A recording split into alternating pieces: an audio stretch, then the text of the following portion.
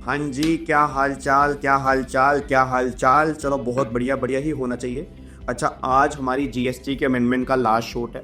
हमारी सारी की सारी अमेंडमेंट जीएसटी की खत्म हो चुकी हैं। बस दो छोटी छोटी अमेंडमेंट एग्जम्पशन के टॉपिक के अंदर और हैं जो मैं भी आपको बताने वाला हूँ। अदरवाइज सारी अमेंडमेंट खत्म। इसके अलावा जीएसटी में कोई भी अमेंडमेंट नहीं है। जितनी भी इंपॉर्टेंट अमेंडमेंट थी हर चैप्टर में वो सारी हमने कंप्लीट कर ली है। इनकम टैक्स के अमेंडमेंट भी सारी कंप्लीट हो चुकी हैं। एक बात और, जो हमारी जीएसटी की रिवीजन क्लास चल रही है, आपसे मैं हाथ जोड़ के निवेदन कर रहा हूं उसको जरूर देख लेना।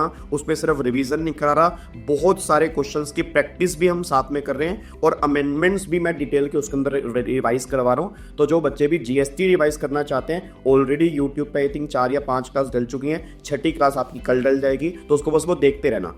टोटल 20 से 22 क्लास जीएसटी की होंगी, जिसमें पूरा जीएसटी बहुत बढ़िया तरीके से हम रिवाइज करेंगे। ठीक है जी। अब सुनो ध्यान से, अब मैं जो आज अमेंडमेंट करवाने जा रहा हूँ, याद करो लास्ट शॉट के अंदर मैंने कहा था कि जो लाइफ इंश्योरेंस की सर्विस होती है, अगर वो लाइफ इंश्योरेंस की सर्विस किसी इंडिविजुअल के लिए है या उसकी फैमिली के लिए है तो इंश्योरेंस की सर्विस अब एग्जम्प्ट है। बट अगर वो किसी ग्रुप के लिए होगी तो उस पर जीएसटी लगेगा।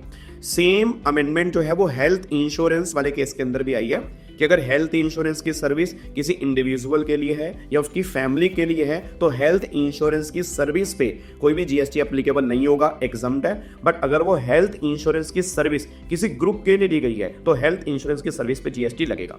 अब क्वेश्चन है कि सर यहाँ पे ग्रुप का मतलब क्या है? तो ग्रुप का मतलब हो गया कुछ लोगों का ग्रुप जो एक कॉमन पर्पस के लिए एक साथ काम करते हैं। फॉर एग्जांपल जैसे एम्प्लॉयर और एम्प्लॉई। अब अगर मान लो एम्प्लॉयर ने 50 एम्प्लॉई के लिए इकट्ठा लाइफ इंश्योरेंस प्लान लिया या हेल्थ इंश्योरेंस प्लान लिया तो इसको हम बोलेंगे ग्रुप के लिए प्लान लिया, तो मतलब यहाँ पे जीएसटी लगेगा।